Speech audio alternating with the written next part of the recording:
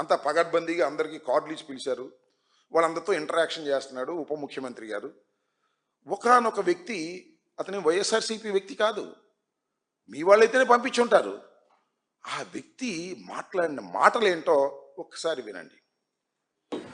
Name is Ganababu, Shankaraguptam అండి మాది. Sir ఇది మీరు 2014లో కూటమికి సపోర్ట్ చేయమన్నారు, మేము చేసాం. అది వదిలేసాను సార్ 1 మినిట్ అక్కడ నాకు అది ఆఫ్ చేస్తాను. సారీ ఇది ఆపేస్తాను. మీరు సమస్య చెప్పండి. మళ్ళీ ఇదంతా పొలిటికల్ కూడా ఇక మైక్ మోగదండి, మోగదిక అయిపోయిందా? ఆపేసి చెప్తాను నేను ఎందుకు మోగ. మొదలుపెట్టి మధ్యలో ఏదో క్విక్ మంది మళ్ళీ ఆపేసేస్తాడు. Censor board. పవన్ కళ్యాణ్ గారి ముందు ఎవరైనా మాట్లాడితే ప్రశ్నిస్తే సహించనుగాక సహించడు, కానీ ఈయన మాత్రం ప్రశ్నిస్తాడు. ఎవరిని ప్రశ్నిస్తాడు? జగన్మోహన్ రెడ్డి గారిని మాత్రమే ప్రశ్నిస్తాడు. చంద్రబాబుని మెడికల్ కాలేజీలు ప్రైవేటీకరణ చేసి అమ్ముకుంటుంటే ప్రశ్నించాడు. ఎందుకంటే అమ్ముకుండే క్యాష్లో తమకు వాటా ఉంటుంది కాబట్టి. ఇది నాకు అర్థం కాలేదు. పవన్ కళ్యాణ్ గారు మర్చిపోయారా మీరు పూర్వం చెప్పింది? ప్రశ్నించాలి అని. అక్కడే మళ్ళీ ఇంకో చోట వేదిక మీద చెప్తాడు, మీకు ఓటు హక్కు ఇచ్చింది, మీరు ఓటు వేసిన తర్వాత కూటమిని ప్రశ్నించాలి అన్నాడు. నేను ప్రశ్నిస్తే మాత్రం ఊరుకోవే. ఏం చేశాడు పాపం అతను? 2014లో మీరు సపోర్ట్ చేయమంటే కూటమికి సపోర్ట్ చేశాం 2014లో. 19లో చేయమనలేదు, మళ్ళీ మొన్న చేయమంటే చేసి ఉంటాడు. అతను కూటమికి సపోర్ట్ చేసిన నీ అభిమాని అయి ఉంటాడు. అతను అడుగుతుంటే సైలెంట్ అయిపోయింది ఏంటండి మైకి? నాకు అర్థం కాలేదు. ఎందుకు సైలెంట్ అయిపోయింది? ప్రశ్నకు సమాధానం చెప్పలేవా?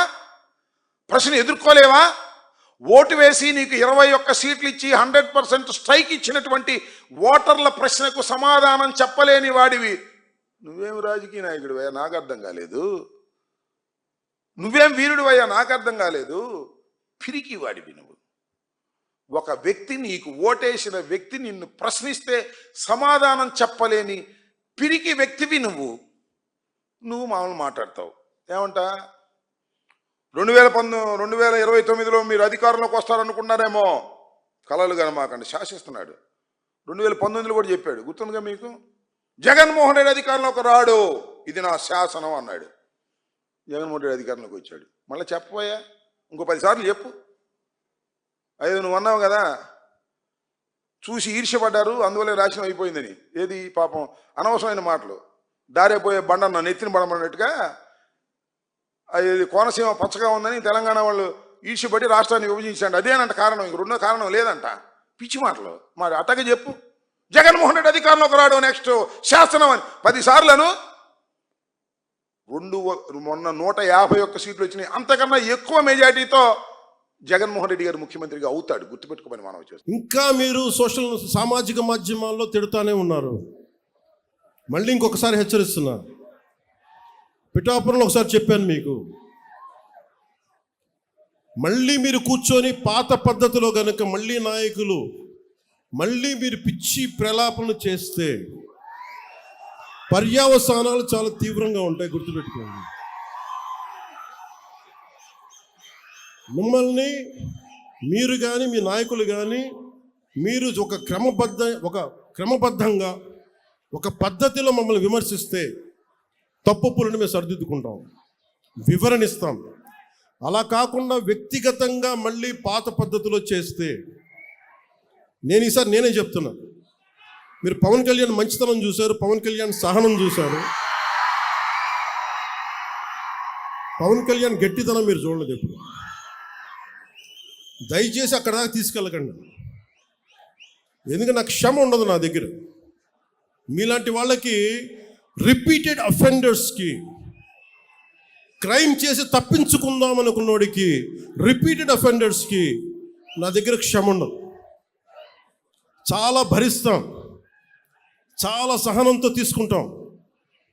కానీ పదే పదే కూర్చోబెట్టి మేము ఏదైనా చేస్తామని మీరు మళ్ళీ పాత పద్ధతిలో చేస్తే, వీఆర్ క్లోజ్గా మానిటర్ చేస్తున్నాం. ఎవరు ఏం మాట్లాడుతున్నారు, ఎవరు ఏం చేస్తున్నారు, మీకు అవకాశం ఇస్తున్నాను.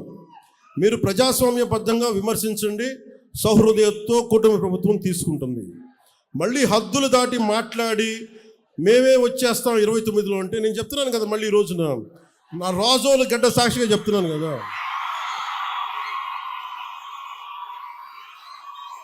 నా రోజులు గడ్డ సాక్షిగా చెప్తున్నాను.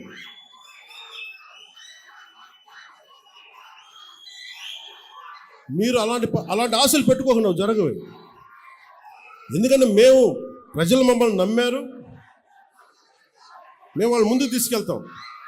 నేను మీ చేత మీ ఏ సమస్య ఉన్నా కానీ మనందరం కూర్చొని, ఇందాక ఉదాహరణకి మన ఆటో డ్రైవర్ సోదరులు ఒక సమస్య చెప్పారు, మాట్లాడుతాం దాని గురించి. ఓకే, సమస్య ఏముంది కూర్చోబెట్టి మాట్లాడి, ప్రజాస్వామ్యం ఉండదే కదా.